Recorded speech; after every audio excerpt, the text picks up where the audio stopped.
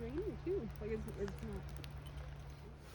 So hey YouTube, it's nighttime, and I'm here with this with my Norica Omnia ZRS, and this is that recoilless brake barrel air gun that Norica sent to me. Super duper cool, and I've been putting a bunch of pellets through it. I think I didn't count up all my targets, but I'm over 200 pellets. I think I'm getting close to 300 if I'm not there already. And I put a scope on it. I've got a Tasco 4x32 scope. It's an adjustable objective, and we're gonna try a little night shooting and see, because before it got dark, I actually got I shot a group with Meisterkugelens, and these are a 14 grain flat nose pellet, and it looked really good. And so I'm gonna see if I can replicate that here on video. I've got wind. It's been a chilly willy all day. I got this breeze coming, and right now it's like it's just below freezing, so it'd be fine except for the dang wind that won't stop blowing. Anyway, man, I've gotten tons of comments from you guys with questions, and yeah, it's awesome. I'm glad everybody's excited to see the gun, because I didn't know anything about it either until I got one in my hands. I mean, I knew a little bit, but not much. So one thing I did do today, there's 6 screws. I tightened those screws down, and then there's a screw on the side, Torx head, and I tightened that one. Actually, nothing was loose, but these I was able to snug up a little bit. So without further ado, let's see how this thing goes. And I've been finding it seems to like me holding it on the bag rather than resting it on the bag. All right, here we go. I'm going to shoot the upper left.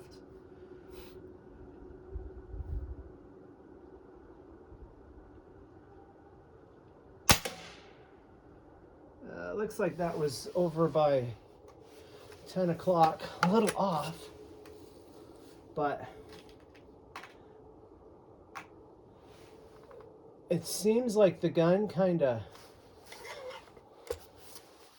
will settle in and just start shooting really nicely. So we'll see.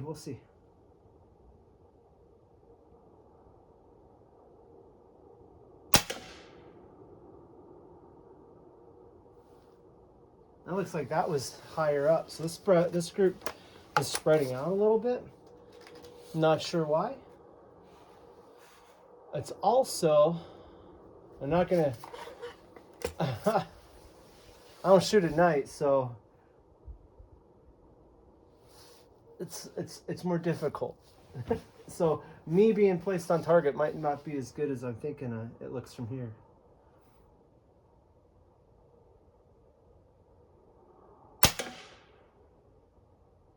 Man, this looks bad. I wonder why that is. And did I mention I have not cleaned the barrel in it yet? I meant to, and I thought, well, why don't I get through the break-in period, then do it. And I looked down at the barrel, it really didn't look dirty.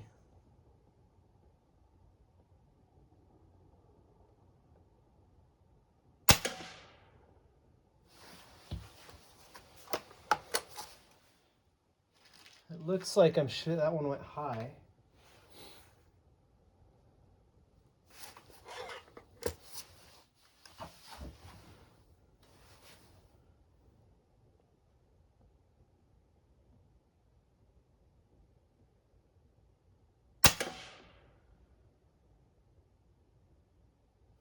It looked like it grouped the three there high. It looked like to me.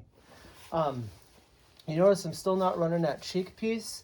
I actually put lower scope rings on it because I really liked that being low down the along the chassis of the gun, along the bore line, instead of having a scope. And the other reason I mounted it low, I have the small scope, because this gun is really handy, light and slim, and I like the feel of it. I didn't really want to ruin it or change the feel and having a big, giant, top-heavy scope.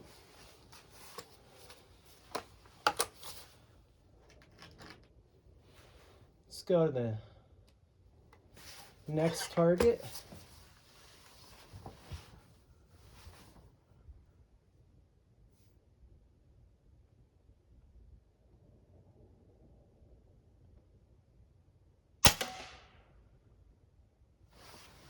looked like that was between 9 and 10 o'clock. And you know, if we don't start seeing things tighten up, I'll just call it a video, because I'm noticing in my reticle I don't have the best sight picture here.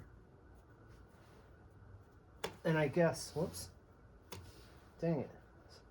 I guess this one I can't adjust the eyepiece here for focus.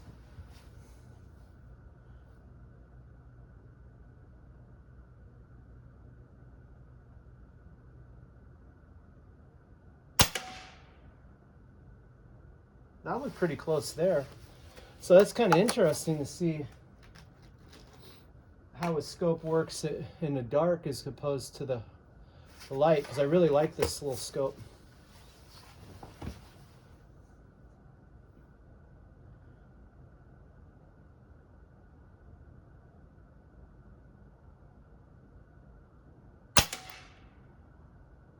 Okay, that one went over there a little bit.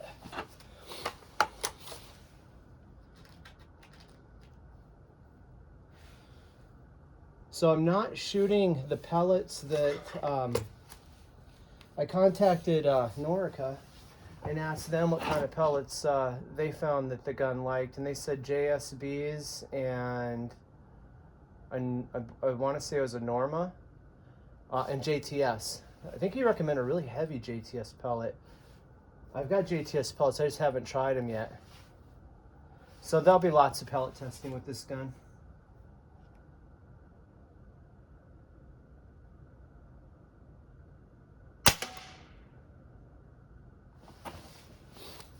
What was that? 4? And I want to do this all in one take, so I'm not going to edit the shots, so we'll look at how long the video is.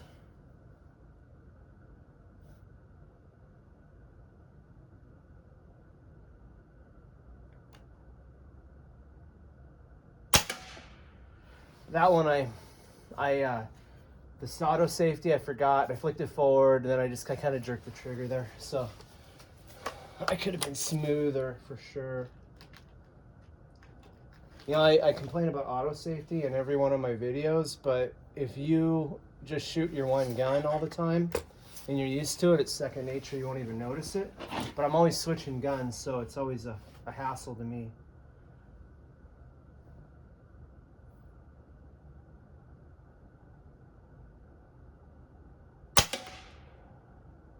Okay, that looks like it's a little high. And close to 12, maybe 11 o'clock. The gun has remained really smooth firing and stuff. It's pretty neat.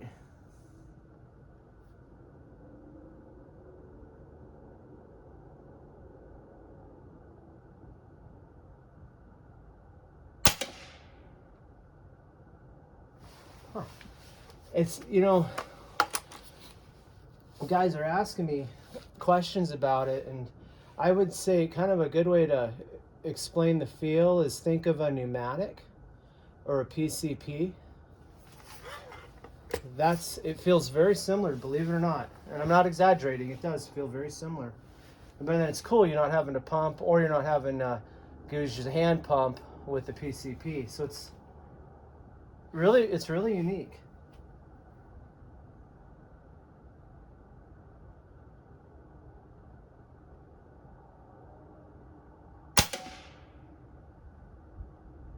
I think that one went way high, didn't it? Now the Air King I have is recoilless. I haven't shot this side by side. I wanted to get a lot of time on this one and get a good feel, and then go back to the Air King and see how the Air King feels. I guess why this reminds me of a PCP or a pneumatic compared to the Air King is because the Air King is a large, thick, chunky, heavy air gun, and this is, I mean, it says it weighs 8 pounds, but it doesn't feel heavy to me, and it feels slim. It's real handy.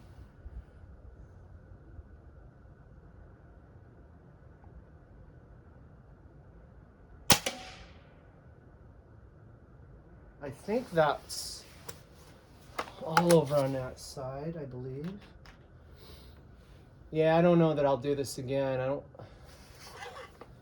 I think you need a pretty high-end scope, or at least a better quality scope than what I'm using right now for shooting and without a lot of light.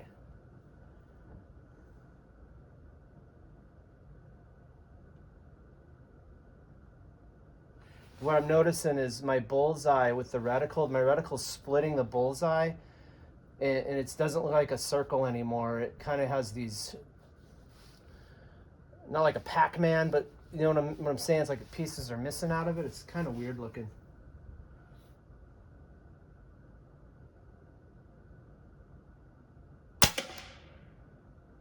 I'm not sure where I did that one.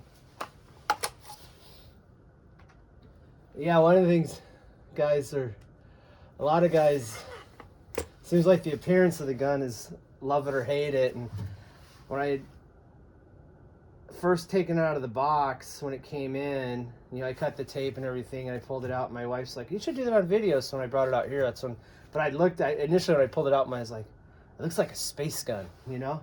But the looks are really growing on me, and the red color is especially, I wasn't sure I'd like the red, but I do now.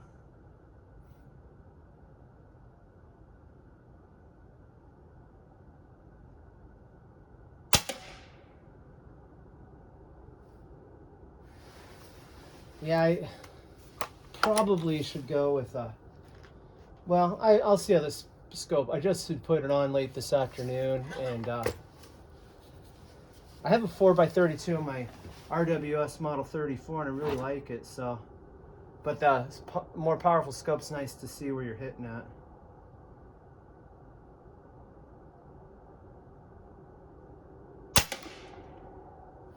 But also, it goes both ways.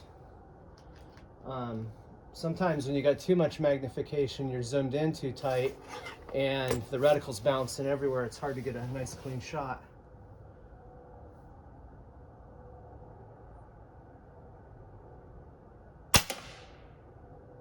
Okay, that was at 12 o'clock. I saw where that one hit. Oh, my scope. My turret caps were loose. So this is 3. Almost done here, guys.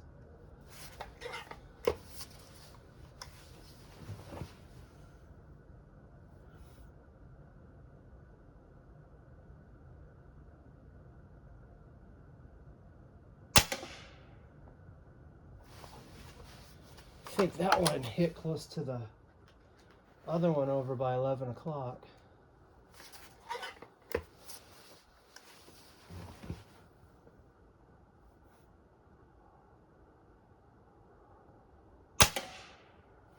And it's been really neat because I've been watching the other videos that Airgun Detectives did on this gun, and then Nibs did a video on a Woodstock version of .177, and Nibs is saying, I think, yeah, 300. Yeah, he said 300 rounds that it needed to break in, and then the guy at Airgun Detectives had told him it was like a light switch, and all of a sudden just everything came together. So kind of cool to be working through it and see how it does.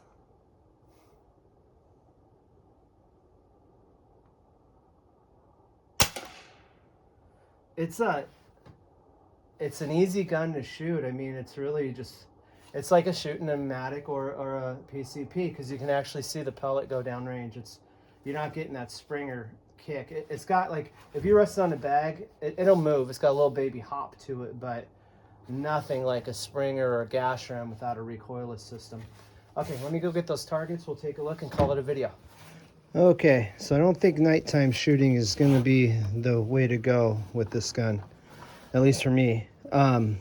So that was the group I shot before it got dark, and that is a nickel at 20 yards using Meisterkugelens, and it's not broken in yet. And there's just that little half of a pellet sticking out. I almost had a dime. So I am really encouraged by the accuracy of this thing.